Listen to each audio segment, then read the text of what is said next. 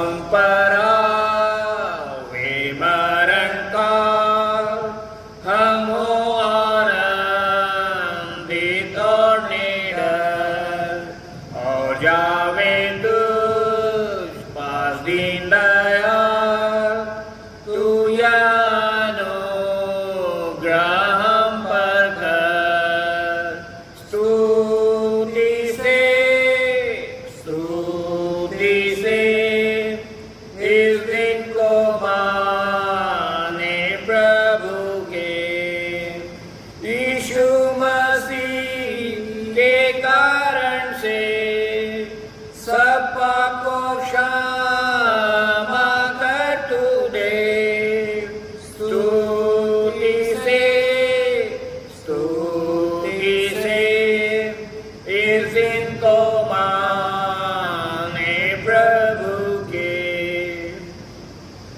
एक गीत और गाएंगे, गीत क्रम नंबर 118, 118।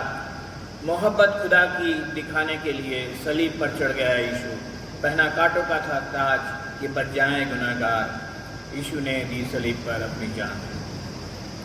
मोहब्बत खुदा की दिखाने के लिए सलीब पर चढ़ गया यीशु, पहना कांटों का था ताज कि बच जाए गुनाहगार, यीशु ने दी सलीब पर अपनी जान, यीशु ने दी सलीब पर अपनी जान, अपनी जान, यीशु ने दी सलीब पर अपनी जान। कि बच जाऊं मैं बदकार, पाऊं शिफा मैं लाचार, यीशु ने दी सलीब पर अपनी जान। यह सच है कि यीशु गुनहगारों के लिए अपना कीमती खून बहाने आया था, उसने खाई कोड़ों की मार की बच जाए गुनहगार, यीशु ने दी सलीब पर अपनी जान, यीशु ने दी सलीब पर अपनी जान, अपनी जान, यीशु ने दी सलीब पर अपनी जान। कि बच जाऊं मैं बदकार, पाऊं शिफा मैं लाचार, यीशु ने दी सलीब पर अपनी जान। क्रूस पर से उतार कर उसे दफन कर दिया और कब्र पर बैठा दिया पहरा, यीशु फतेहमंद है आज क्योंकि मौत की हुई हार, यीशु फिर अब जलाल में आवेगा, यीशु फिर अब जलाल में आवेगा, आएगा, यीशु फिर अब जलाल में आएगा। देखो यीशु का प्यार और हो जाओ तुम तैयार, यीशु फिर अब जलाल में आएगा। उत्तरवादी पाठ हम निकाल लेंगे।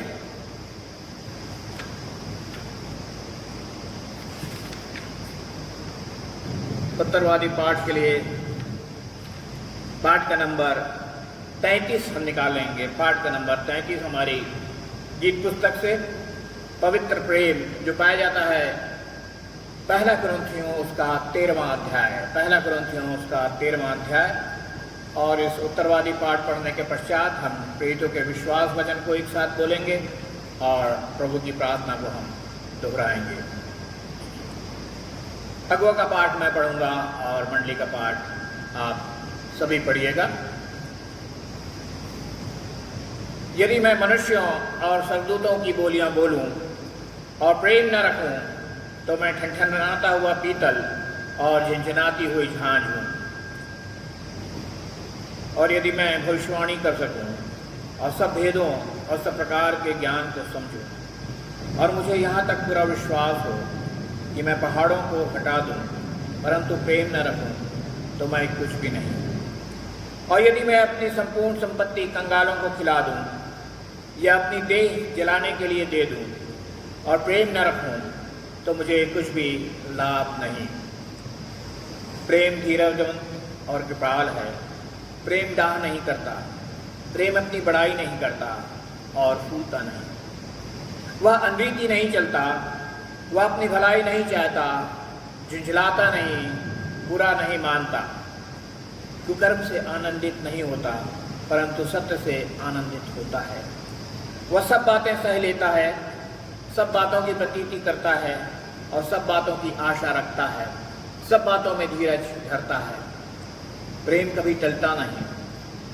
भविष्यवाणियाँ हों तो समाप्त हो जाएंगी, भाषाएं हों तो जाती रहेंगी, ज्ञान हो तो मिट जाएगा, क्योंकि हमारा ज्ञान अधूरा है और हमारी भविष्यवाणी अधूरी है। परंतु जब सब सिद्ध आएगा तो अधूरा मिट जाएगा। जब मैं बालक था तो बालकों की नाई बोलता था, बालकों का संबंध था, बालकों की सी समझ थी। परंतु जब सयाना हो गया तो बालकों की बातें छोड़ दी। अब हमें दर्पण में धुंधला सा दिखाई देता है, परंतु उस समय आमने सामने देखेंगे। इस समय मेरा ज्ञान अधूरा है, परंतु उस समय ऐसी पूरी रीति से पहचानूंगा जैसा मैं पहचाना गया हूँ। हम सब एक साथ बोलेंगे, पर विश्वास, आशा, प्रेम, ये तीनों स्थायी हैं और इनमें सबसे बड़ा प्रेम है। परमेश्वर अच्छे वचन के पढ़े जाने पर आशीष दे। आइए हम प्रेरितों के विश्वास वचन को एक साथ दोहराएंगे और उसके बाद हम प्रभु की प्रार्थना बोलेंगे।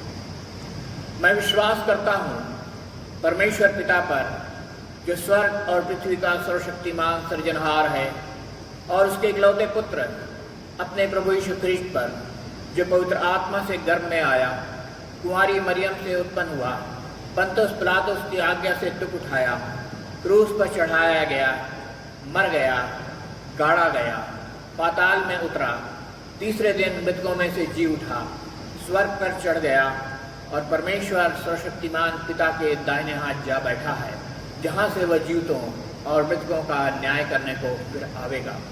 मैं विश्वास करता हूँ पवित्र आत्मा पर, एक ही पवित्र क्रिस्टियानी कलीसिया, पवित्रों की संगति, पापों की क्षमा और देह के जी उठने पर।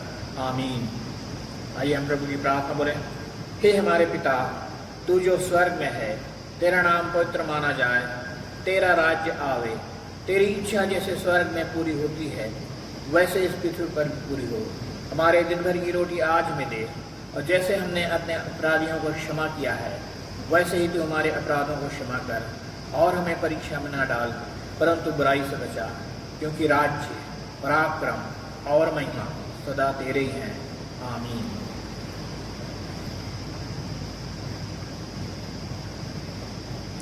आइए हम कलीसियाई प्रार्थना में जाएं। हम अपने सिरों को झुकाएं और अपनी आंखों को बंद करें, और एक साथ जब हम अपनी आंखों को बंद करते हैं, हमारा सारा ध्यान अपने पिता परमेश्वर की ओर हो, ताकि हम उससे अपनी प्रार्थनाओं को रख सकें। हमारे जीवित अनुग्रहकारी दयालु पिता परमेश्वर, हम तेरे नाम का धन्यवाद देते हैं, हम तेरे नाम की स्तुति करते हैं, क्योंकि तू राजाओं का राजा है, प्रभुओं का प्रभु है, और इस संसार का सृष्टिकर्ता और इस संसार का चलाने वाला हमारा मालिक है।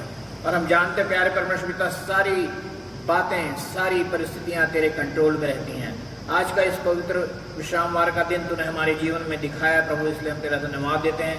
और जब हम तेरी आराधना, तेरी उपासना कर रहे हैं, हमारा पूरा विश्वास है तू हमारे मध्य में उपस्थित होकर हमारी प्रार्थनाओं को सुन रहा है और ग्रहण कर रहा है, और हमारी आराधना को स्वीकार कर रहा है। इसलिए प्रभु जी, अपने सारी प्रार्थनाओं, निवेदनों को हम तेरे चरणों पर रखते हैं। धन्यवाद देते हैं प्यारे परमेश्वर पिता, कलीसिया के प्रत्येक सदस्य के लिए, जो अब लोग तूने संभाल के रखा, स्वस्थ हैं, भले चंगे हैं, तंदुरुस्त हैं प्रभु जी, हर प्रकार की आशीषों से तूने भरपूर रखा है। इस लॉकडाउन की परिस्थिति में, जबकि पिछले 2 महीने हो रहे हैं प्रभु जी कि हम सब अपने अपने घरों में रहते हुए परिवार के साथ में संगति दे रहे हैं, परिवार के साथ में समय व्यतीत कर रहे हैं प्रभु, ये सुनहरा अवसर तूने हमें दिया है, इसलिए हम तेरा धन्यवाद देते हैं। बहुतों के लिए लॉकडाउन की स्थिति बहुत ही मुसीबत का कारण है, कमाने खाने वालों के लिए बहुत ही समस्या का कारण है, परंतु हम जानते हैं प्रभु जी, हम विश्वासियों के लिए, जो तेरे कहलाते हैं, तेरे लोग कहलाते हैं प्रभु, हमारे लिए आशीष का कारण है, आनंद का कारण है कि हम अपना समय अपने परिवार के साथ में, अपने बाल बच्चों के साथ में, अपने नाती पोतों के साथ में हम दे सक रहे हैं प्रभु जी, और समय हम गुजार सक रहे हैं। और हम धन्यवाद देते हैं हमारे अन्य स्थानों में रहने वाले हमारे जवान और हमारे बेटे और बेटियां जो नौकरी में हैं प्रभु जी, वे भी अपने घरों से अपने नौकरियों को कर रहे हैं, अपने कामकाज को कर रहे हैं वर्क टू होम की परिस्थिति में, इसलिए भी हम तेरा धन्यवाद देते हैं। धन्यवाद देते हैं प्यारे परमेश्वर पिता, तूने कलीसिया के हर एक सदस्य को संभाल के रखा है, स्वस्थ रखा है, भला चंगा रखा है। हम प्रार्थना करते हैं छोटे प्यारे बच्चों के लिए जो हमारे कलीसिया में पाए जाते हैं प्रभु जी, वे स्वस्थ रहें और भले चंगे रहें। हम प्रार्थना करते हैं जवानों के लिए, जिनके सामने ये समस्या होती है कि वे बाहर कैसे घूमे फिरें, परंतु एक डिसिप्लिन का माहौल तूने परिवार में दिया कि जवान बेटे और बेटियां भी घर में अपना समय बिता सक रहे हैं। प्रभु जी, हम तेरा धन्यवाद देते हैं इन सारी बातों के लिए। हम विशेष प्रार्थना करते हैं हमारे कलीसिया के तमाम बुजुर्गों के लिए, सयानों के लिए प्रभु जी, जिनके ऊपर ये खतरा और ज़्यादा है। ऐसा बताया जाता है कि उम्र जिनकी ज़्यादा हो गई है उनके लिए समस्या का कारण हो सकता है, परंतु फिर भी तूने हर एक परिवार के सदस्य को संभाल और बचा के रखा जो हमारे कलीसिया में सयानी अवस्था में पाए जाते हैं। हम सब बातों के लिए तेरा धन्यवाद देते हैं। हम में से कोई कभी भूखा नहीं सोता, ये भी तेरी दया, तेरा अनुग्रह है प्रभु जी कि तूने हमारे सारे भोजन वस्तुओं का भी प्रबंध और उपाय किया है। फिर भी हम प्रार्थना करते हैं क्योंकि हमारे मध्य में कलीसिया के कुछ लोग बहुत ही संकट का स्थिति में हैं, बहुत ही बीमार हैं, बहुत ही तकलीफ की दशा में हैं और आईसीयू में भर्ती हैं। हम अपनी बहन ज्योति राज डैनियल के लिए विशेष प्रार्थना करते हैं। प्यारे परमेश्वर, उसके जीवन की स्थिति क्या है, कैसी है, तू ही बेहतर जानता है क्योंकि तू डॉक्टरों का डॉक्टर, वैद्यों का वैद्य है। डॉक्टर्स और नर्सेस अपनी ओर से पूरा प्रयास कर रहे हैं, पूरी तरह से उसका इलाज कर रहे हैं, उसकी देखरेख कर रहे हैं, उसकी सेवा कर रहे हैं। और कलीसिया के लोग, परिवार के लोग मिलकर प्रभु जी उसके लिए निरंतर प्रार्थनाएं और निवेदनें और विनती तेरे चरणों में पहुंचा रहे हैं प्रभु जी। और इस वजह से प्रभु आज तक वो जीवितों के मध्य में बची हुई हैं, इसलिए हम तेरा धन्यवाद देते हैं। जीवन में आगे तेरी क्या योजना है उसके लिए प्रभु जी तू बेहतर जानता है, और उसके लिए बेहतर क्या है ये भी तू बेहतर जानता है प्रभु जी। इसे हम संपूर्ण रीति से उसे तेरे हाथों में सौंप देते हैं।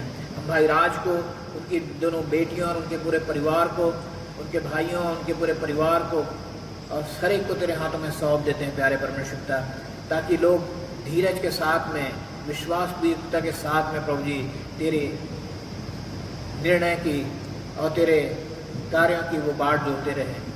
हम प्रार्थना करते हैं उसी प्रकार से बहन ज्योति मसीह विश्वास के लिए भी, जो कि वो भी आईसीयू में एडमिट रही है प्रभु, हम धन्यवाद देते हैं। ये सब तेरे विश्वासी लोग हैं और तू उन्होंने उनके लिए उपाय किया है कि उनको समय पे हॉस्पिटल ले जाया जा सका और उनका इलाज चल रहा है प्रभु जी। हम प्रार्थना करते हैं तो उसके साथ हो, होने दे प्यारे प्रभु जी, तेरी दया, तेरी कृपा और तेरे हीलिंग हैंड उसके ऊपर होने पाए। हम प्रार्थना करते हैं भाई शरद विश्वास के लिए, उनके बेटे विशाल के लिए, इन दोनों के भी तो साथ हो, इन्हें भी तो धीरज का आत्मा दे और तुझ पर भरोसा रखने वाले हो सकें। और उस प्रकार से प्रभु हम प्रार्थना करते हैं और भी भाई और बहन जो हमारी कलीसिया के इन दिनों में बीमार चल रहे हैं, हर एक को हम तेरे हाथों में सौंप देते हैं। बहन रंजना लाल को भी हम तेरे हाथों में सौंप देते हैं जो बेड रिडन है प्रभु, उनकी भी देख रेख और सेवा हो रही है।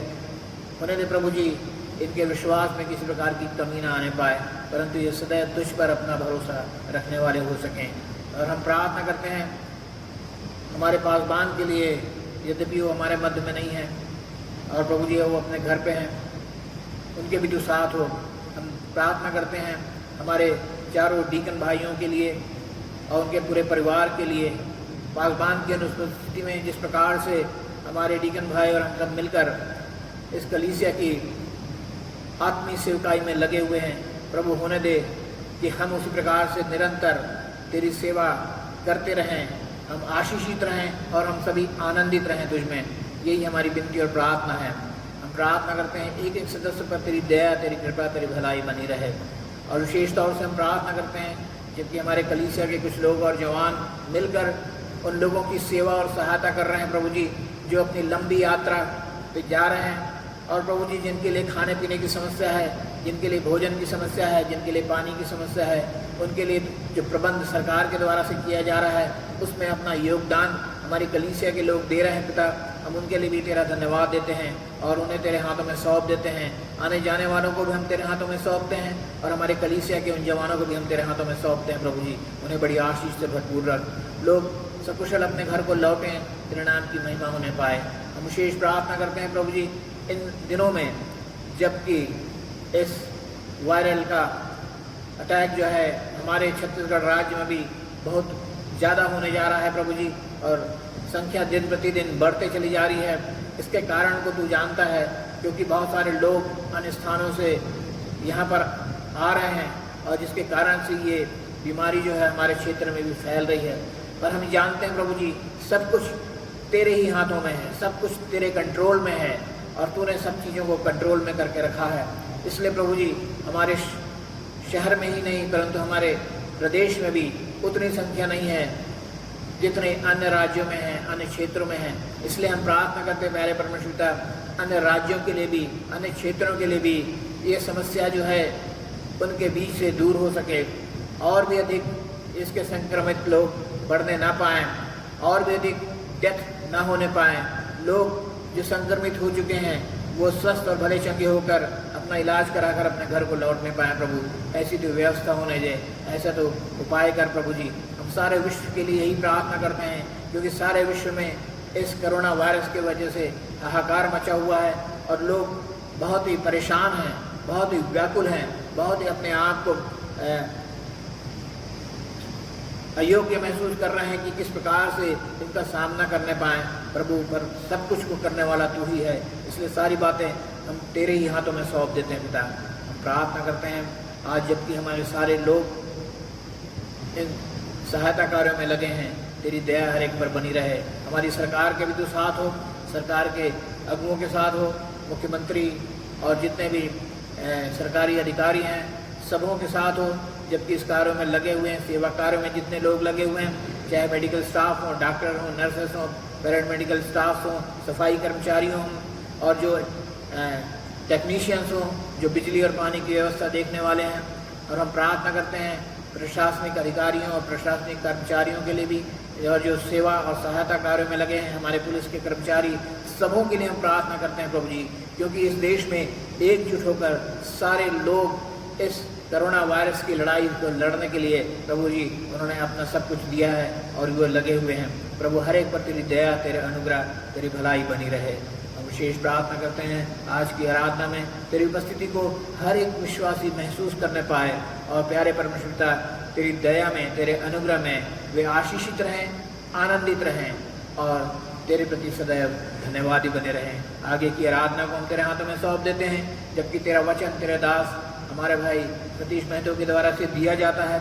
उनका नए सिरे से अभिषेक कर वचन की तैयारी को प्रबल बना, और जो कुछ भी तैयारी उन्होंने पवित्र आत्मा की अगुवाई में की है उसे कलीसिया के सामने परोसने वाले हो सकें और लोग आज के आत्मिक भोजन से तृप्त होकर आशीषित और आनंदित होने पाएँ। इसलिए प्रभु जी संपूर्ण आराधना को तेरे हाथों में सौंपते हुए इस प्रार्थना को तेरे प्यारे पुत्र हमारे प्रभु यीशु ख्रीस्त के नाम से मांगते हैं, सुन ग्रहण कर, आमीन।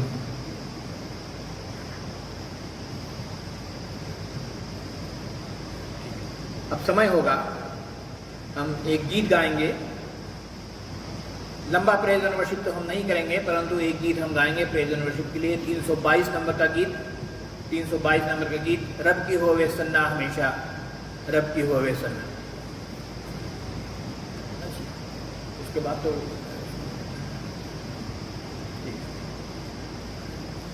रब की होवे सन्ना हमेशा, रब की होवे सन्ना, हालेलुया। रब की होवे सन्ना हमेशा, रब की होवे सन्ना, रब की होवे मदद सरारी, रब की होवे मदद सरारी, उसके नाम की सन्ना, उसके नाम की सन्ना हमेशा, रब की होवे सन्ना, हालेलुया। रब की होवे सन्ना हमेशा, रब की होवे सन्ना, रब के घर में होवे सितारिश,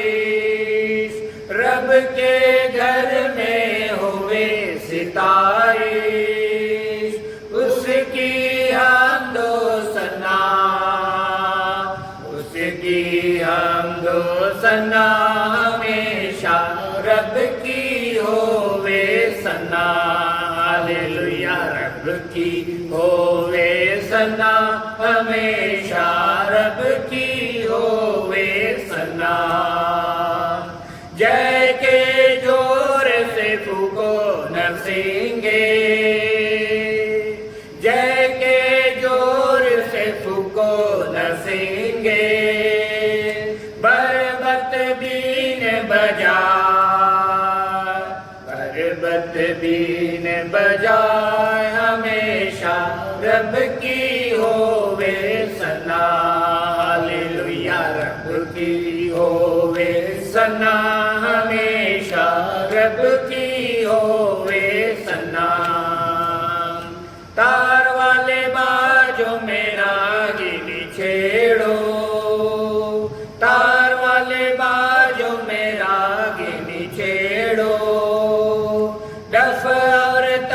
तबला बजाए, डफ और तबला बजाए, हमेशा रब की होवे सन्ना, हालेलुया रब की होवे सन्ना, हमेशा रब की होवे सन्ना। सारे मिलकर ताली बजाओ, सारे मिलकर ताली बजाओ, गाओ रब की सन्ना, गाओ रब की सन्ना, हमेशा रब की होवे सन्ना, हालेलुया रब की होवे सन्ना, हमेशा रब की होवे सन्ना। प्रिय, एक बात मैं आप सबको से कहना चाहता हूँ कि आप जानते हैं जैसे कि लॉकडाउन की स्थिति में हम परमेश्वर के भवन में इकट्ठे होकर आराधना नहीं कर पा रहे हैं, पर अपने अपने घरों में हम आराधना कर रहे हैं बड़े विश्वास के साथ। और उसके लिए पासवान की अनुपस्थिति में कलीसिया के सारे अगुए सेवक भाई लोग और हम लोग मिलकर आपके लिए आराधना की हम तैयारी करते हैं। मेरा पूरा विश्वास है कि आप सभी आराधना में भाग लेते हैं और हमारे साथ मिलकर आराधना करते हैं रविवार की आराधना में, और परमेश्वर के वचन को उनके दासों के द्वारा सुनते हैं।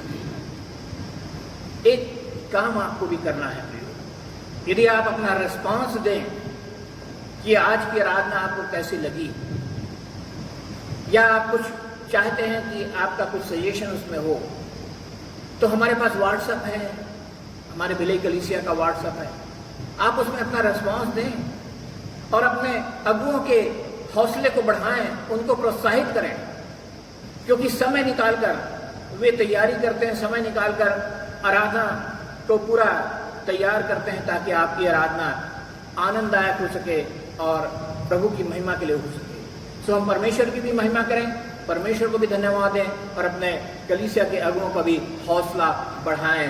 यही मेरा आपसे निवेदन है।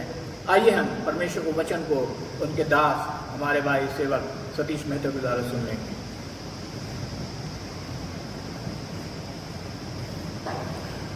आप सबों को जो अपने मोबाइल के द्वारा इस आराधना में सम्मिलित हुए हैं, देख रहे हैं, सुन रहे हैं, प्रभु यीशु मसीह के नाम से मैं आप सबों का स्वागत करता हूँ। प्रभु यीशु मसीह का अनुग्रह और शांति आप सबों में और आपके घराने में बनी रहे। अब जब सारे विश्व में कोहराम मचा हुआ है, कहीं कोरोना, कहीं बवंडर, कहीं भूकंप, कहीं ज्वालामुखी, कहीं तूफान, कहीं बेरोजगारी, गरीबी, आर्थिक समस्या और न जाने कितने किस्म की समस्याएं हमारे सामने, मनुष्य जाति के सामने खड़ी हुई है। आज जब बैट का कोरोना ख़त्म नहीं हुआ है, लोग कहते हैं कि रैट का भी कोई वायरस फैलने वाला है। प्रियो, इन सब का तो होना ही था। एक विश्वासी होने के नाते आप सब इन बातों को पहले से ही बाइबल में बता दिया गया है, ये जानते हैं, और इसीलिए हम इन सब बातों के लिए तैयार भी रहते हैं। और ये इस युग के अंत का चिन्ह भी है। जैसा कि आप जानते हैं कि पहले क्लेश काल आएगा, महाक्लेश काल आएगा, स्वर्गारोहण आएगा विश्वासियों का, फिर उसके बाद पुनरुत्थान होगा 1000 वर्ष के राज्य के बाद, और उसके बाद दुष्ट लोगों का भी पुनरुत्थान होगा। एक चीज याद रखिए, दुष्ट लोगों का और धर्मी जन का पुनरुत्थान एक साथ नहीं होगा। वचन को आप अगर ध्यान से पढ़ेंगे, और मैं आपको बताऊंगा कि कहाँ पर ये लिखा है, तो फिर आप जान सकेंगे कि विश्वासी लोग पहले उठाए जाएंगे और 1000 वर्ष के राज्य के बाद जब दूसरा पुनरुत्थान आएगा तब दुष्ट लोग उठाए जाएंगे, और सिर्फ न्याय के लिए, स्वर्ग में जाने और नरक में जाने के लिए। तो परिस्थिति और समय को देखते हुए मैंने यह उचित समझा कि मैं आज आप लोगों से मृत्यु के बारे में, डेथ के बारे में, मौत के बारे में कुछ बातें करूं। आइए इससे पहले कि हम वचन में जाएं, एक छोटी सी प्रार्थना करें। प्यारे पिता परमेश्वर, मैं अपने आप को खाली करता हूं, अपने हृदय की सारी कलुषित भावनाओं को प्रभु निकाल कर फेंकता हूं पिता, और आपको आमंत्रित करता हूं कि आप आइए, इसमें रहिए, विराजमान होइए प्रभु, और उन शब्दों को और उस तैयारी को जो आपने बीते दिनों में दिया है प्रभु, उसे मैं आपके दासों के बीच में, आपकी भेड़ों के बीच में सही ढंग से प्रस्तुत कर सकूं, बता सकूं, ऐसी आशीष और सामर्थ्य मुझे दीजिए। प्रभु यीशु मसीह के नाम से इस प्रार्थना को मांगता हूं, आमीन। यदि मैं आप लोगों से एक छोटा सा प्रश्न करूं तो आपका क्या जवाब होगा, ये मैं जानना चाहूंगा। यदि मैं आप लोगों से पूछूं, मृत्यु से कौन डरता है? मृत्यु से कौन डरता है? आपका क्या जवाब है? अलग अलग उम्र के लोगों से, अलग अलग लोगों से अगर मैं बात करूं, विश्वासियों से बात करूं, अविश्वासियों से बात करूं, अन्य जातियों से भी बात करूं और इस प्रश्न को पूछूं, तो निश्चित तौर पे इसका जवाब अलग अलग ही होगा। कुछ लोग ऐसे जरूर मिलेंगे लेकिन जो ये कहेंगे, जो अपने जीवन से संतुष्ट हैं, जो जीवन में अपने किए हुए कार्य से संतुष्ट हैं, वो कहेंगे आने दो मौत को, मैं इसके लिए तैयार हूं। कुछ लोग ऐसे भी मिलेंगे जो जवानी की दहलीज से आगे निकलकर बुजुर्गियत की, बुढ़ापे की दहलीज में है, वो बोलेंगे अरे यार, अभी तो मुझे अपनी बेटी का ब्याह करना है, अपने बेटे के लिए बहू लाना है, नाती पोतों के संग खेलना और खिलाना है, थोड़ा रुक जाओ, फिर मौत को आने दो, कोई बात नहीं। जवानों से अगर आप पूछेंगे तो वो तो अरे अंकल क्या देखा ही क्या है, अरे अभी तो नौकरी लगी है, अपने दिन भूल गए क्या, शायद इस तरह का जवाब आ सकता है। और अगर किसी बच्चे से, मासूम बच्चे से, भोले बच्चे से पूछेंगे तो उसका क्या जवाब होगा? वो अपनी भोली सूरत आपके चेहरे पर टिका रहेगा कि पापा आज क्या पूछ रहे हैं, नाना दादा क्या पूछ रहे हैं, और अपनी मासूम आंखों को आपकी आंखों से टकराए हुए, लगाए हुए, क्वेश्चन भरे भाव से देखता रहेगा। उसका जवाब तो कुछ भी नहीं आएगा, लेकिन बाजू में बैठी उसकी माता का जवाब जरूर आ जाएगा। कैसे बातें करते हो बच्चे से? इस टाइप का प्रश्न अपने बच्चे से पूछना चाहिए क्या? उसको क्या मालूम मौत क्या होती है? और आप खुद इस प्रश्न को क्यों पूछा करके शर्मिंदा हो जाएंगे। तो प्रियो, मौत से आपको डर लगता है, ये पूछना बड़ा अजीब सा सवाल हो जाता है, लेकिन मौत तो निश्चित है। हम सब विश्वासी जानते हैं जो जन्म लेता है वो मृत्यु के आगोश में भी उसे जाना ही पड़ता है, और वचन भी यही बताता है कि मृत्यु सबकी निश्चित है, तय है, और उसके बाद न्याय का होना भी। अलग अलग बुद्धिजीवियों के पास अगर हम पूछें कि मौत क्या है, मौत से आपको डर लगता है, ये प्रश्न तो हो गया। मौत क्या है, तो इसका भी जवाब ऑलमोस्ट सेम आएगा, अलग अलग शब्दों में इसका बयान किया जाएगा, परंतु भाव उसके वही रहते हैं। जब हमारा शरीर से प्राण निकल जाता है तो हम मृत्यु को प्राप्त हो जाते हैं। जब हमारी संगति पूरी तरह से खत्म हो जाती है, हमारी इंद्रियों की क्रियाशीलता पूरी तरह से खत्म हो जाती है, तब हम बोलते हैं कि इसकी मृत्यु हो गई है। परंतु परमेश्वर का वचन मृत्यु की एक दूसरी ही परिभाषा देता है, दूसरी ही परिभाषा देता है। और वो परिभाषा क्या है कि मृत्यु एक अलगाव है, सेपरेशन। मृत्यु एक अलगाव है। कैसे और किससे अलगाव है? इस शरीर का, इस देह का, प्राण और आत्मा का। आप सब जानते हैं कि हमारा जो ये शरीर परमेश्वर ने बनाया है, यह 3 कंपोनेंट्स से, 3 चीज़ों से मिलकर उसने बनाया है। पहली चीज देह, ये शरीर जिसे आप देखते हैं, आपके पास भी है, आउटलुक जिसे आप देखते हैं, एक दूसरे को पहचानते हैं। दूसरा उसमें प्राण, और तीसरा आत्मा। देह, प्राण और आत्मा से मिलकर एक मानव शरीर बनता है। कैसे, ये भी हम वचन से अच्छी तरह से जान सकते हैं। उत्पत्ति 2 उसका 2 अध्याय और 7वां पद बताता है, तब यहोवा परमेश्वर ने आदम को मिट्टी से रचा। मिट्टी से रचा, मिट्टी से रच के उसने क्या बना दिया? एक देह बना दिया। देह बना दिया, उसमें हड्डियां भी रही होगी, सारे अंग जो हमारे अंदर जो शरीर के अंग हैं वो भी सब बन गए होंगे। दिल, लीवर, फेफड़ा, सारी चीजें उसके अंदर बनी होगी मिट्टी से, लेकिन उसने एक देह बनाया, परंतु उसमें प्राण नहीं था। उस वक्त प्राण नहीं था। लेकिन जब उसी को जब हम आगे पढ़ते हैं, और उसके नथनों में जीवन का श्वास फूंक दिया।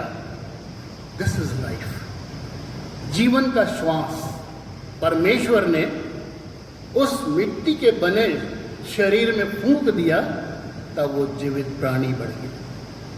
यूहन्ना रचित सुसमाचार उसके 5वें अध्याय में जब यीशु मसीह अपने चेलों को बताते हैं, तो क्या बताते हैं? मैं जो अपने पिता को करते हुए देखता हूं, वही मैं भी करता हूं। वो जीवन देता है, तो मैं भी जीवन देता हूं। और परमेश्वर यहां पर आदम को जीवन दिया। कैसे? उसके नथनों में जीवन का श्वास मिलकर। तो दूसरी चीज जो परमेश्वर ने मनुष्य के शरीर के साथ किया, वो उसको जीवन का श्वास, देह हो गया, प्राण हो गया। और उसके बाद तीसरी चीज जो मैं बता रहा था, आत्मा। तो हम अगर सबोपदेश की पुस्तक उसका 12वां अध्याय और 7वां पद पढ़ें, तो उससे पता चलता है, और उसमें यह लिखा है, तब मिट्टी ज्यों की त्यों मिट्टी में मिल जाएगी। हमारा शरीर जो है मिट्टी में मिल जाएगा। आप कह सकते हैं कि हम ईसाई हैं तो हम लोग तो मिट्टी में मिल जाएंगे, ठीक है। हिंदुओं को तो जला दिया जाता है, वो मिट्टी में कहाँ मिलते हैं? प्रियो, आपके शरीर का जो भी भाग बचा रहेगा, चाहे वो हड्डी का छोटा सा टुकड़ा भी हो, वो भी मिट्टी में ही रहेगा। समुद्र में अगर कोई डूब के या फेंक दिया गया है मार के, वो उसका भी जो शरीर समुद्र के पानी में घुल गया है, सड़ के डिसॉल्व हो गया है, उसका भी कुछ ना कुछ भाग समुद्र में रहेगा। और ये सारी चीजें जो मिट्टी के पास है, जो आग के पास है, जो समुद्र में है, वो सारी चीजें एक दिन ऐसा आएगा जो परमेश्वर को वापस ये लौटा दिया जाएगा। तो ये शरीर जो है वो वापस लौटा दिया जाएगा।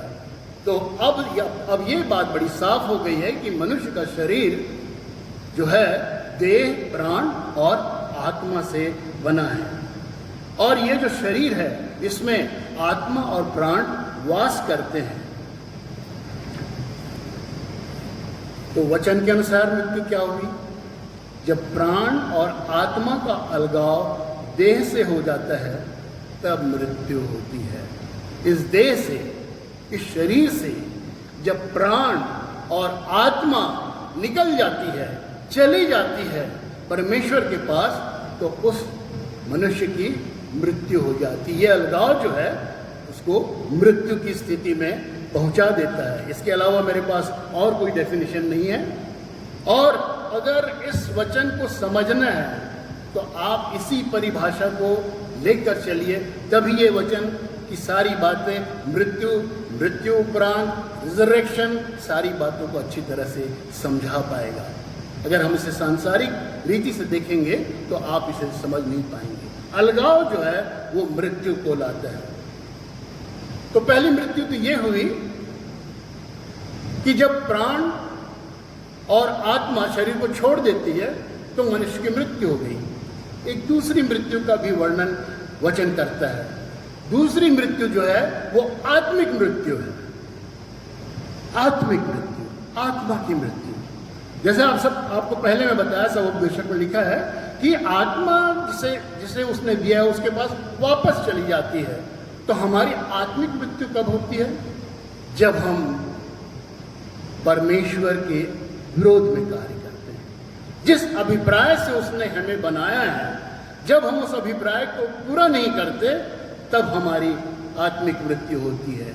जब हम अनाज्ञाकारिता करते हैं, पाप में पड़ जाते हैं, तब हमारी आत्मिक मृत्यु हो जाती है। आदम को याद कीजिए, परमेश्वर ने उसे सारी चीजों को दिया था, हर चीज का अधिकारी बनाया था, चाहे वो समुद्र की चीज हो, चाहे नभ की आकाश की चीज हो, चाहे पृथ्वी की, सारी चीजों का अधिकारी बनाया था, सिर्फ एक आज्ञा देकर कि तू भले और बुरे वृक्ष के फल को मत खाना। और उसने खाया, अपनी पत्नी के साथ खाया, और परमेश्वर ने उससे क्या कहा था, अगर तू खाएगा तो मर जाएगा। हम सांसारिक रूप से आज ये कहते हैं, कहाँ मरे हो, जिंदा तो रहे, सालों जिंदा रहे, सैकड़ों साल जिंदा रहे, लड़के और लड़कियां, बच्चे उनके यहाँ पैदा भी हुए, लेकिन प्रियो, वचन जो कहता है वो गलत नहीं कहता।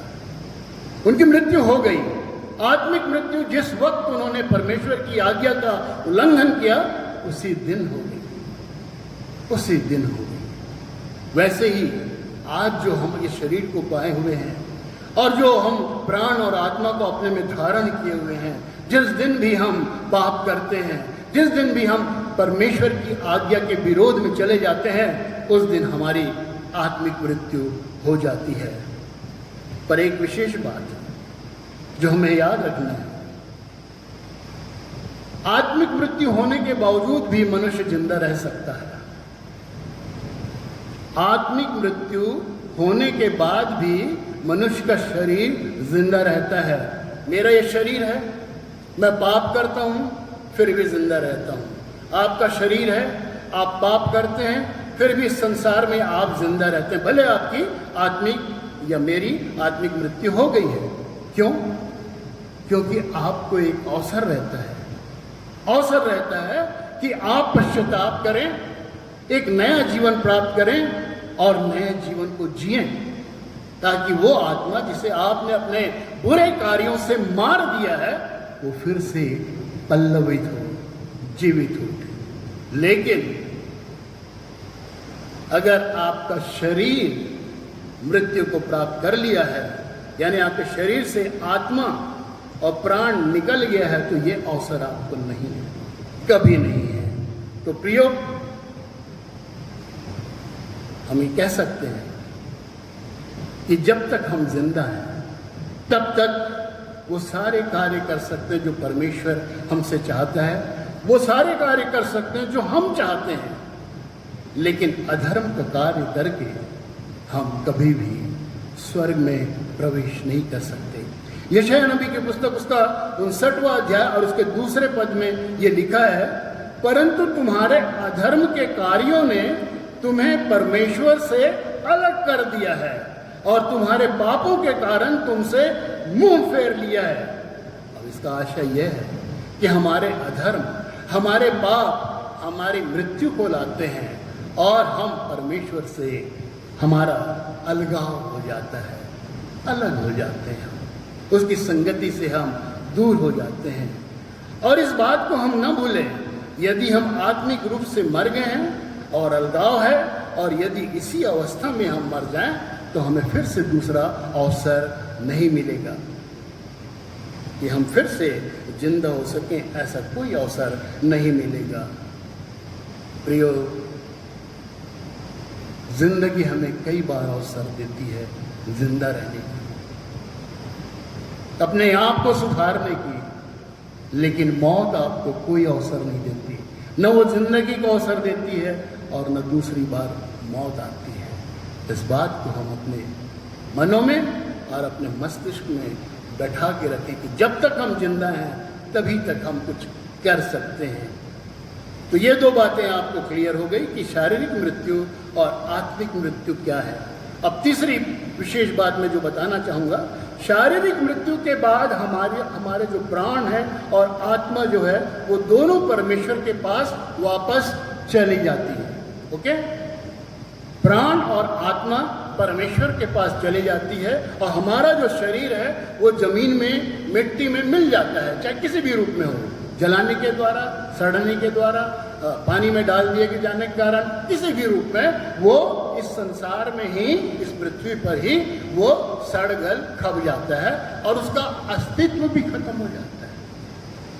हड्डी के 2-4 टुकड़े मिल सकते हैं, वही बचेगा, लेकिन प्राण और आत्मा जो है वो नश्वर नहीं है, अविनाशी है, और वो परमेश्वर के पास एक धरोहर के रूप में चला जाता है। और जब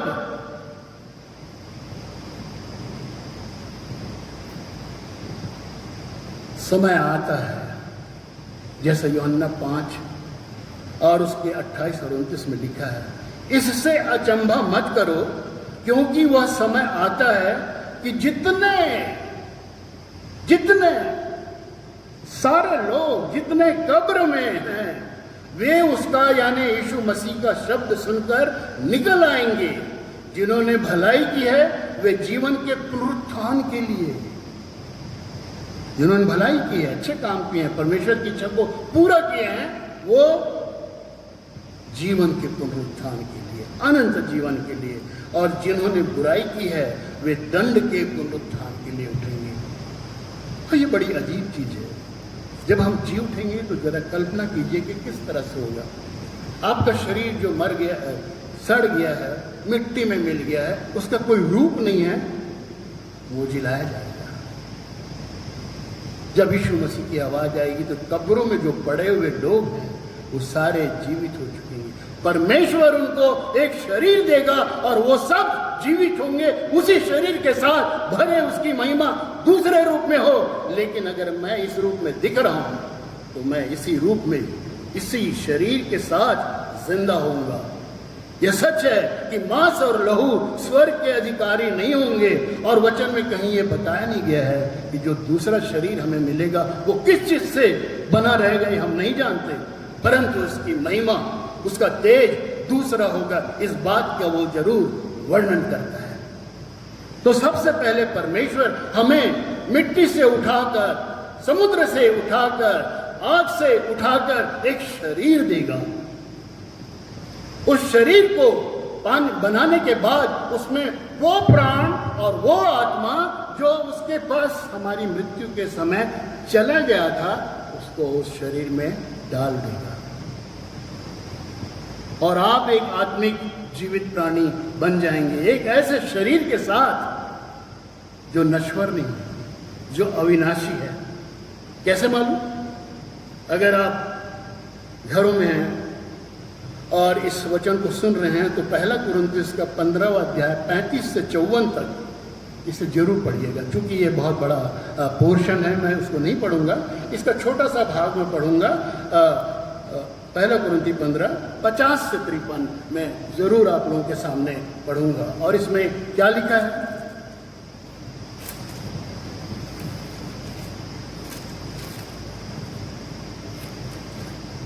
और इसमें लिखा है 50 से 53, अगर पढ़ता हूं तो मैं इसमें, हे भाइयों, मैं यह कहता हूं कि मांस और लहू परमेश्वर के राज्य के अधिकारी नहीं हैं। तो हम जब हम जिलाए जाएंगे तो मांस और लहू के बने हुए नहीं रहेंगे, क्योंकि वो परमेश्वर के राज्य के अधिकारी नहीं हो सकते, और न नाशवान अविनाशी का अधिकारी हो सकता है। क्यों? हमारा जो शरीर इस संसार में था वो नाशवान था ना, लेकिन जो परमेश्वर के राज्य में जो शरीर मिलेगा वो तो अविनाशी है, नाशवान नहीं है। तो नाशवान जो है वो अविनाशी के अधिकारी नहीं हो सकता, बराबर नहीं हो सकता।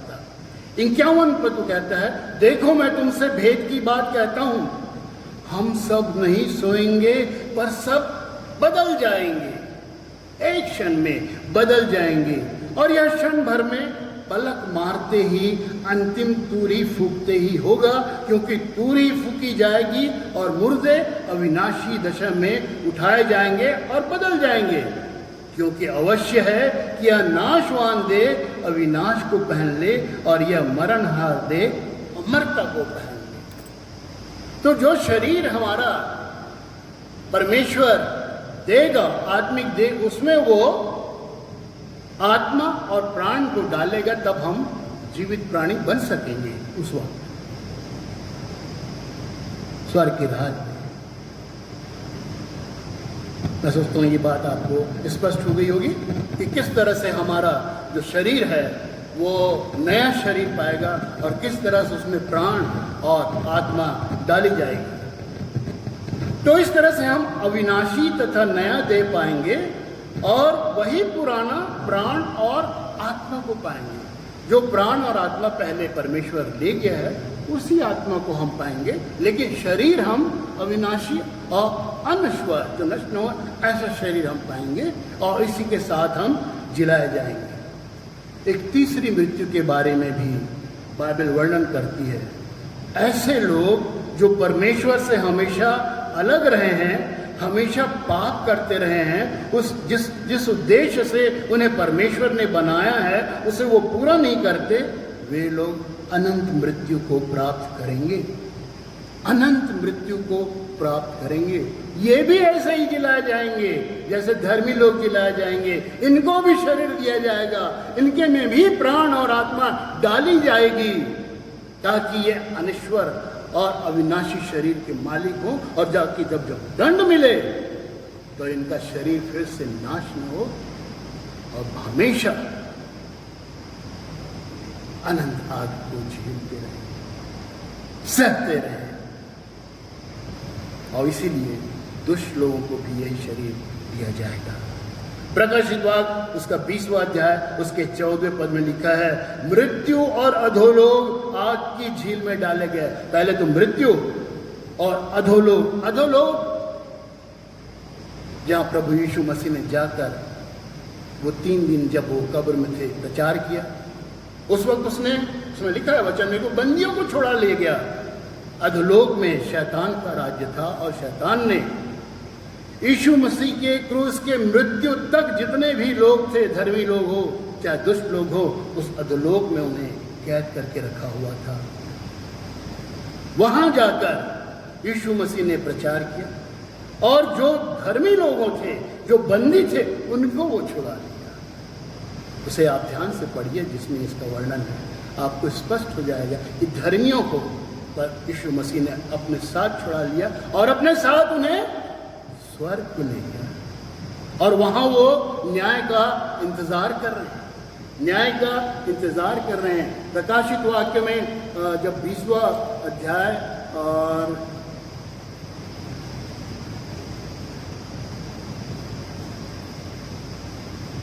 20वां अध्याय 14 और 15 को जब हम पढ़ते हैं तो उसमें लिखा है, अच्छा ये तो मैं बता चुका हूँ आपको, और इसमें लिखा है कि सिंहासन के नीचे मैंने उन आत्माओं को देखा जो ये कह रहे थे कि तू हमारा न्याय कब करेगा। तो न्याय के लिए जितने बंदी लोग थे वो जो सिंहासन के नीचे हैं उनको वो वहां पर स्वर्ग में है और न्याय का इंतजार कर रहे हैं। क्यों? क्योंकि उनका सर काटा गया था। परमेश्वर के नाम से, यीशु मसीह के नाम से, वचन के नाम से उन्हें अमानवीय पीड़ा दी गई थी। ये लोग, ये विश्वासी लोग सिंहासन के नीचे जब यीशु मसीह मृत्यु को प्राप्त हुए और 3 दिन के लिए अधोलोक में जाकर प्रचार किए तो विश्वासियों को अपने साथ ले गए, विश्वासियों को अपने साथ ले गए और वे अभी न्याय का इंतजार कर रहे हैं। तो मृत्यु और अधोलोक आग की झील में डाले गए। पहले मृत्यु और अधोलोक, मृत्यु खत्म हो गई जब आग की झील में डाल दिया गया तो मृत्यु मनुष्य के जीवन से, आत्मिक जीवन से खत्म हो गई और अधोलोक को भी आग की झील में डाल दिया। अब शैतान के पास कोई ऐसा स्थान नहीं जहां वो लोगों को बंदी बना के रखे, क्योंकि वो भी आग की झील में डाल दी गया। यह आग की झील दूसरी मृत्यु है। एक शारीरिक मृत्यु जो हमारी होती है और दूसरा जो है वो अनंत मृत्यु है। और जिस किसी का नाम जीवन की पुस्तक में लिखा हुआ नहीं मिला वह आग की झील में डाला गया। जिस किसी का नाम जीवन की पुस्तक में नहीं लिखा है उसको वो आग की झील में डालेगा। और वो आग जो गंधक से जलता है, सल्फर से जलता है, आग से जलता है, उसमें डाला जो कभी बुझने का नहीं। कहीं आपका नाम और मुझे भी सोचना है मेरा नाम जीवन की पुस्तक से हटा तो नहीं दिया है। प्रियो, हम जिंदा हैं। जिंदगी आपको बहुत अवसर देगी। जब तक आप जिंदा हैं, इस बात को मत भूलिए कि आप मन फिराएं। मृत्यु के बाद कोई अवसर नहीं है। आपका नाम जीवन की पुस्तक में लिखा है कि नहीं, ये आपको अच्छे से मालूम है, क्योंकि आपने जो किया है वो आपकी आत्मा जानती है। मनुष्य को कौन जानता है? उसकी आत्मा। यीशु मसीह को कौन जानता है? यीशु मसीह की आत्मा। परमेश्वर को कौन जानता है? परमेश्वर की आत्मा। और यीशु मसीह की आत्मा जिसे बताती है, वही यीशु मसीह की आत्मा और परमेश्वर की आत्मा को जान सकता है। वचन में लिखा है, खोज के पढ़ लीजिएगा।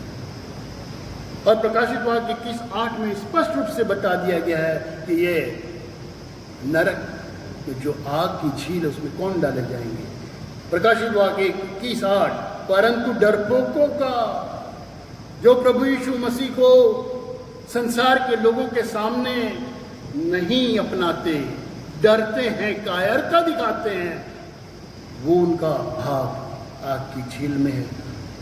अविश्वासियों का, जो विश्वास नहीं करते प्रभु यीशु मसीह पर कि उसने अपनी जान क्रूस पर हमारे लिए दी और मृत्यु का जो दाम था वो चुका दिया, वो सारे लोग का हिस्सा आग की झील में होगा। घिनौने लोगों का, छोटे छोटे मासूम बच्चों का आजकल आप बलात्कार होने की खबर सुनते हैं। कितनी घिनौनी बात है। तंत्र मंत्र को सिद्ध करने के लिए बच्चों की बलि दी जाती है। कितनी घिनौनी बात है। प्रभु के जन को आप नीचा दिखाने के लिए कुछ भी कर जाते हैं। कितनी घिनौनी बात है। मत भूलिए, आग की झील आपका इंतजार कर रही है। हत्यारों को, व्यभिचारों को, व्यभिचारियों को, टोनहों को, तंत्र मंत्र, जो छोटे मोटे देवता मानकर सेवा करते रहते हैं, उनको, मूर्ति पूजकों को, और सब झूठों का भाग। झूठों का बात कहने से बड़ा जल्दी हम बोल जाते हैं और इसका क्या मतलब है ये नहीं समझते। आप इस पर मनन कीजिए, झूठों का भाग क्या होगा। आप दूसरों पर झूठा इल्जाम लगाते हैं। परमेश्वर तो मन को देखता है और आप अपने आप को देखते हैं कि आपके हित में वो काम हुआ कि नहीं। तो सारे झूठों का भाग आग की झील में होगा। और अंत में एक रहस्य की मैं बात बताऊंगा। अपने दिल पे हाथ रखिए, पूछिए क्या आप मौत से डरते हैं। पूछिए आप अपने आप से, क्या आप मौत से डरते हैं। प्रियो, जिन्होंने यह वचन पढ़ा है उसमें से कोई आदमी कहेगा, कोई नहीं कहेगा कि मैं डरता हूं। सब कहेंगे मैं नहीं डरता, क्योंकि उसे मालूम है कि मृत्यु का सामना तो एक बार करना है। तो फिर किस बात से डरते हैं? किस बात से डरते हैं? हम डरते हैं उस न्याय से जो मृत्यु के बाद होने वाला है। हम उस न्याय से कि हम कहां पर जाएंगे, स्वर्ग के राज्य में जाएंगे या अनंत दंड, पीड़ा, जलन को सहेंगे। इस बात से हम डरते हैं। हम बोले या ना बोले, पर सच्चाई यही है। और दूसरी भयानक बात अगर हम देखें, दानियल की पुस्तक उसका 12वां अध्याय और उसका 2 पद, और इसमें इस तरह से लिखा है कि आपको आपकी ये रोंगटे खड़ा कर देगा। दानियल की पुस्तक उसका 12वां अध्याय उसका 2 पद, जो भूमि के नीचे सोए रहेंगे उनमें से बहुत से लोग जाग उठेंगे। ये पुनरुत्थान के बारे में, अंत के समय के बारे में। जो भूमि के नीचे सोए रहेंगे, जितने मर गए हैं वो सोए रहेंगे, उनमें से बहुत से लोग जाग उठेंगे। कितने तो सदा के जीवन के लिए जिन्होंने अच्छा कार्य किया है, और कितने अपने नाम धराई और सदा तक अत्यंत घिनौने ठहरे। इसकी व्याख्या मैं वचन में खोज रहा था कि कहीं मुझे इसके बारे में और कुछ पता चला, परंतु मैं यही सोचकर और ये पढ़कर संतुष्ट हो गया कि अभी बहुत सारी बातें खोली जाने वाली हैं। अगर हमारा अंत उस आग की झील में है, तो ये लोग कौन हैं जो अपनी नाम धराई तथा अत्यंत घिनौने ठहरने के लिए हैं। ये लोग कौन हैं? ये किस किस्म का दंड है कि हम अपने लोगों से ही अपना मुंह स्वर्ग के राज में या कहीं भी छिपाते फिरते रहेंगे। नाम धराई और अत्यंत घिनौने ठहरने के लिए। क्या परमेश्वर ऐसा न्याय करेगा कि कुछ को वो एक दूसरी श्रेणी में, तीसरी श्रेणी में रखेगा, कुछ को पहली श्रेणी में रखेगा, और पहली श्रेणी वाले तीसरी या चौथी श्रेणी वालों से जब देखेंगे तो वो उनको घिनौने लगेंगे या नाम धराई होती रहेगी उनकी? हो सकता है, हो सकता है। बहुत सारी चीजें अभी प्रकट होनी बाकी है। तो क्या आप ऐसा चाहेंगे कि आपके बच्चे आपको देखें, आपकी पत्नी या आपका पति आपको देखे और उसको देख के आपको पहचान जाए और आपको देखकर क्या सोचेगा? नाम धराई, घिनौना व्यक्ति है। अभी भी वक्त है प्यारा, अभी भी वक्त है। अपने आप को बदल दीजिए। प्रभु आपको क्षमा करने को तैयार है। भजन संहिता में कितने बार राजा दाऊद कहता है, तू मेरे पापों को क्षमा कर, मेरे अपराधों को ढांप दे। मेरे पापों को क्षमा कर, मेरे अपराधों को ढांप दे। परमेश्वर एक ऐसी चट्टान है जिसे कोई हिला नहीं सकता। आज यरूशलेम को कोई हिला सका है? वो एक छोटा सा पत्थर है। सारे अरब कंट्रीज मिलकर उसको नहीं हिला पाए। तो जिसने उस यरूशलेम को बनाया है उसको कौन हटा सकेगा? और वही चट्टान आपकी और मेरी आड़ है, मेरी सुरक्षा के लिए बना हुआ स्थान है, और उसी स्थान पे हमें जाना है। अपने आप को समर्पित करके, अपने आप को प्रभु को दे के, उस उद्देश्य को जाने हम वचन को पढ़कर और प्रार्थना के द्वारा कि हमें बनाने का उसका क्या प्रयोजन था, और उस उद्देश्य को हम पूरा करें। परमेश्वर आप सबों के वचनों से आशीष दें।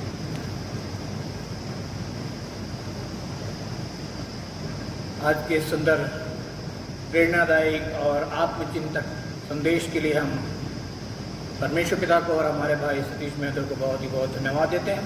आइए अब भेंट का समय आया है और हम भेंट के लिए हम तैयार हों। मेरा पूरा विश्वास है प्रियो कि हमारी आराधना, जो कि जिसमें भेंट आराधना का एक हिस्सा है, हम सारे कलीसिया के लोग संपूर्ण आराधना में हम भाग लेते हैं, और जो भेंटें हम इकट्ठा करते हैं और उसको हम डेट वाइज एक लिफाफे में रख लें, और जब हम समय अनुकूल होगा और हम सब एक साथ आराधना के लिए इकट्ठे होंगे, हम अपनी भेंटों को लेकर आकर हम कलीसिया में उसको चढ़ाएंगे या हम हमारे खजांची महोदय को हम दे सकेंगे। सो आइए हम भेंट के द्वारा से परमेश्वर की आज के सुंदर संदेश के लिए, जो हमारे आत्मचिंतन के लिए रहा है, हम परमेश्वर पिता को और भाई सतीश मेहतो को बहुत ही बहुत धन्यवाद देते हैं। आइए अब भेंट चढ़ाने का अवसर आ गया है। प्रियो, भेंट चढ़ाना भी हमारे संपूर्ण आराधना का हिस्सा है, जैसा कि हम जानते हैं। इसलिए हम अपने अपने घरों में भी जब हम आराधना कर रहे हैं तो हम भेंट भी हम चढ़ाएं, और उन भेंटों को हम इकट्ठा करके तारीख वाइज, डेट वाइज एक लिफाफे में हम रख लें, ताकि जब समय अनुकूल होगा और हम सामूहिक आराधना में जब हम आएंगे उसके भवन में, तब हम अपने भवन में उसे चढ़ा सकते हैं लिफाफे को, या हम अपने खजांची को हम दे सकते हैं। सो आइए हम भेंट अर्पण के लिए हम एक गीत गा लेंगे, 501 नंबर का गीत, 501 नंबर का गीत, ओ धन्यवाद प्रभु तेरा तूने इतना दिया है। 501 नंबर का गीत। ओ धन्यवाद प्रभु तेरा तूने इतना दिया है, आशीष इतनी हमें भी, जग को प्यार दिया है। ओ धन्यवाद प्रभु तेरा तूने इतना दिया है, तेरी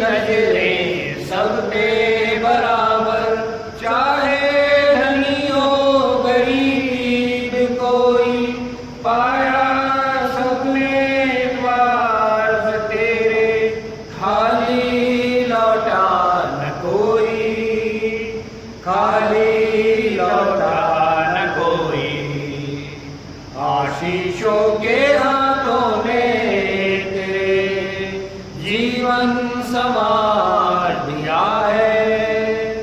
आशीष इतनी हमें दी, जग को प्यार किया है।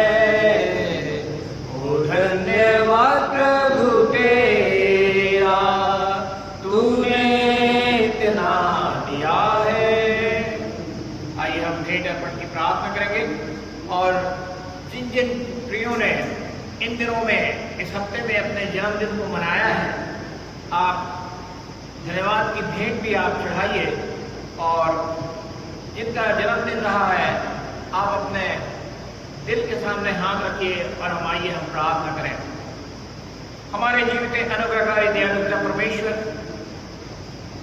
तेरे नाम का धन्यवाद और तेरे नाम की स्तुति और तेरे नाम की महिमा करते प्रभु जी, आज के इस पवित्र दिन के लिए, जबकि हम मिलकर तेरी आराधना, तेरी उपासना करने पाए। हमने तेरे गीतों को गाया प्रभु जी, तुझसे प्रार्थना, निवेदन और विनतियां हमने की हैं और तेरे वचन को हमने सुना है प्रभु जी। हम इसलिए तेरा धन्यवाद देते हैं। और जब भेंट चढ़ाने का अवसर आया, हमने अपनी भेंटों को तेरी चरणों पर अर्पित किया है। और हम जानते और मान लेते हैं प्रभु जी, तूने इन भेंटों को देखा है और इन्हें ग्रहण किया है। और हमारी विनती और प्रार्थना है कि तू आशीषित करता कि ये राज्य तेरे राज्य की बढ़ती के लिए उपयोग में लाने वाले हो सकें। और विशेष प्रार्थना करते हैं प्यारे परमेश्वर पिता, जिन्होंने अपना विशेष धन्यवादी मन प्रकट किया है। और आज विशेष तौर से, जबकि बीते सप्ताह में या आज के दिन हमारे कलीसिया के बहुत ऐसे लोगों के जन्मदिन का अवसर भी आया प्रभु जी, और हमने अपने परिवारों के साथ मिलकर अपने जन्मदिन को हमने मनाया है प्रभु। हम तेरा धन्यवाद देते हैं हमारे उन भाई और बहनों के लिए, उन प्यारे बच्चों के लिए जिनका जन्मदिन आज इन दिनों में रहा है। तूने बड़ी आशीष उनके जीवन में दिया है, एक नया वर्ष तूने उनके जीवन में जोड़ा प्रभु, और बड़ी आशीषों से तूने भरपूर रखा, अस्वस्थ भला चंगा रखा है। इसलिए तेरा धन्यवाद देते हैं। जिन भाई और बहनों के प्रभु जी शादी की सालगिरह इन दिनों में रही है प्रभु, तूने बड़ी आशीष उनके वैवाहिक जीवन में दिया, उन्हें तूने आगे बढ़ाया है आपस के प्रेम में। और प्रभु जी होने दे इस प्रकार से वे आगे बढ़ते हुए तेरे नाम की महिमा के कारण होने पाए। हम प्रार्थना करते हैं प्रभु जी, आने वाले सप्ताह भर हर एक विश्वासी पर तेरी दया, तेरे अनुग्रह की दृष्टि बनी रहे। हर एक परिवार पर तेरी दया और अनुग्रह की दृष्टि बनी रहे।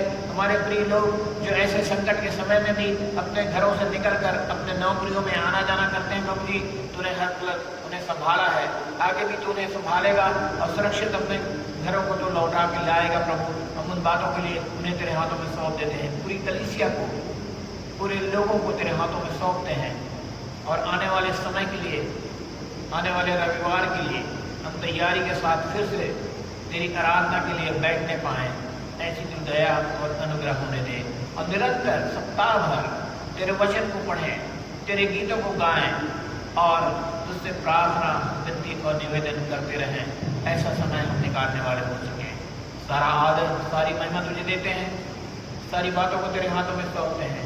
प्रार्थना हम तेरे प्यारे पुत्र हमारे प्रभु यीशु मसीह के नाम से मांगते हैं, सुन ग्रहण कर। आमीन। अब जो ऐसा सामर्थ्य है कि हमारी विनती और समझ से कहीं अधिक काम कर सकता है, उस सामर्थ्य के अनुसार जो हमें कार्य करता है कलीसिया में और मसीह यीशु में, उसकी महिमा पीढ़ी से पीढ़ी तक युगानेक होती रहे। अब हमारे परमेश्वर पिता का प्रेम, प्रभु यीशु ख्रीस्त का अनुग्रह और पवित्र आत्मा की सहभागिता हमारे इस पूरे कलीसिया परिवार के साथ और विश्व की सारी कलीसियाओं के साथ अब से लेकर सदा बनी रहे। आमीन।